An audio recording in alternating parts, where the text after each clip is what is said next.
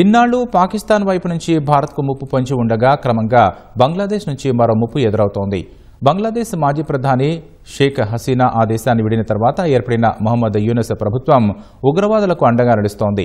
దీన్ని అవకాశంగా భావిస్తున్న పాకిస్తాన్ బంగ్లాదేశ్లోని ఉగ్ర సంస్థలకు సాయం చేస్తోంది. భారత్తో బంగ్లాదేశ్ సరిహద్దు ఉన్న ప్రాంతాల్లో క్రియారహితంగా ఉన్న ఉగ్ర సంస్థలు తిరిగి బలపడుతున్నాయి. ఈ నేపథ్యంలోనే నియంత్రణ రేఖతో పాటు బంగ్లాదేశ్ మయన్మార్ సరిహద్దులను భారత నిఘా వర్గాలు అప్రమత్తం చేశాయి. ఉగ్రవాదాన్ని పెంచి పోషిస్తున్న పాకిస్తాన్ భారత్ను నేరుగా ఎదుర్కొనే సత్తా లేక కొత్త కుయుక్తులు పన్నుతోంది. బంగ్లాదేశ్లో మహమ్మద్ యూనస్ ప్రభుత్వం ఏర్పడిన తర్వాత ఆ దేశంలో క్రియాశీలంగా మారుతున్న ఉగ్ర సంస్థలతో సంప్రదింపులు జరుపుతోంది. ఉగ్రవాదులకు పాకిస్తాన్ నిఘా సంస్థ ఐఎస్ఐ సాయం అందిస్తున్నట్టు భారత నిఘా వర్గాలు గుర్తించాయి.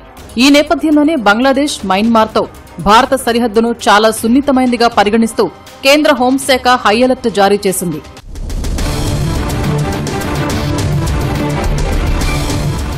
ఖలీదా జియా నేతృత్వంలోని బంగ్లాదేశ్ నేషనలిస్టు పార్టీ బీఎన్పీ ప్రభుత్వ హయాంలో భారత వ్యతిరేక కార్యకలాపాలకు బంగ్లాదేశ్ నిలయంగా ఉండేది.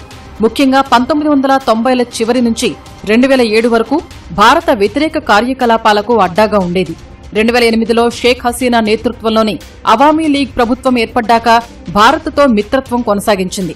2008లో బంగ్లాదేశ్లోని 117 క్రియాశీల ఉగ్ర శిబిరాల జాబితాను షేక్ హసీనా ప్రభుత్వానికి భారత్ అందించింది. ఆ తరువాత బంగ్లాదేశ్లోని అన్ని ఉగ్రవాద శిబిరాలపై భారీ ఆపరేషన్ నిర్వహించారు. ఈ కారణంగా చాలా వరకు ఉగ్రనేతలు లొంగిపోయారు. పలువురిని భద్రతా దళాలు మట్టుబెట్టాయి.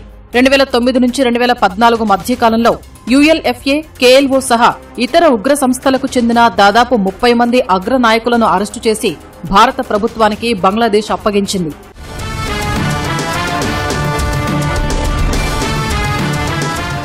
బంగ్లాదేశ్లో గత ఏడాది ఆగస్టులో షేక్ హసీనా నేతృత్వంలోని అవామీ లీగ్ ప్రభుత్వం కూలిపోయిన తర్వాత అల్ ఖైదాతో సంబంధం ఉన్న ఉగ్ర సంస్థలు క్రియాశీలంగా మారాయి. హర్కత్ ఉల్ జిహాద్ అల్ ఇస్లామీ, జమాత్ ఉల్ ముజాహిద్దీన్ బంగ్లాదేశ్, అన్సరుల్లా బంగ్లా టీం, జమాత్ ఉల్ అన్సార్ ఫిల్ హిందాల్ షర్కియా ఇతర ఇస్లామిక్ ఉగ్రవాద సంస్థలు చురుకుగా మారాయి. మహమ్మద్ యూనస్ నేతృత్వంలోని తాత్కాలిక ప్రభుత్వం బాధ్యతలు స్వీకరించిన వెంటనే అన్సరుల్లా బంగ్లా team ABT chief Mufti జాషిముద్దీన్ Rehmani, జేఏఎఫ్హెచ్ఎస్ వ్యవస్థాపకుడు షమీం మహఫూజ్ జైలు నుంచి విడుదలయ్యారు. అనేక మంది కీలక ఉగ్రవాద నాయకులు జైలు నుంచి తప్పించుకున్నారు. నిఘా వర్గాల సమాచారం ప్రకారం పాకిస్తాన్కు చెందిన లష్కరే తొయిబా, జైషే మహమ్మద్ భారత్లో ఉగ్రవాద కార్యకలాపాల కోసం బంగ్లాదేశ్ను అనుకూలంగా వాడుకునేందుకు యత్నిస్తున్నట్టు తెలుస్తోంది.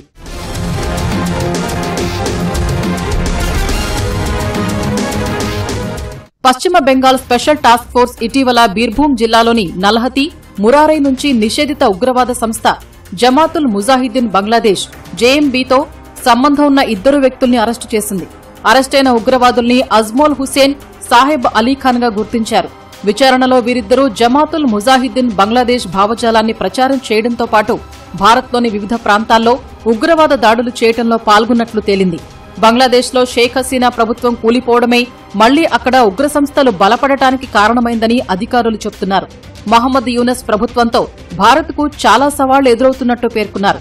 ఈ నేపథ్యంలోనే పాకిస్తాన్తో సరిహద్దుతో పాటు బంగ్లాదేశ్, మయన్మార్ సరిహద్దుల వెంబడి భద్రతను కట్టుదిట్టం చేసినట్టు పేర్కొన్నారు.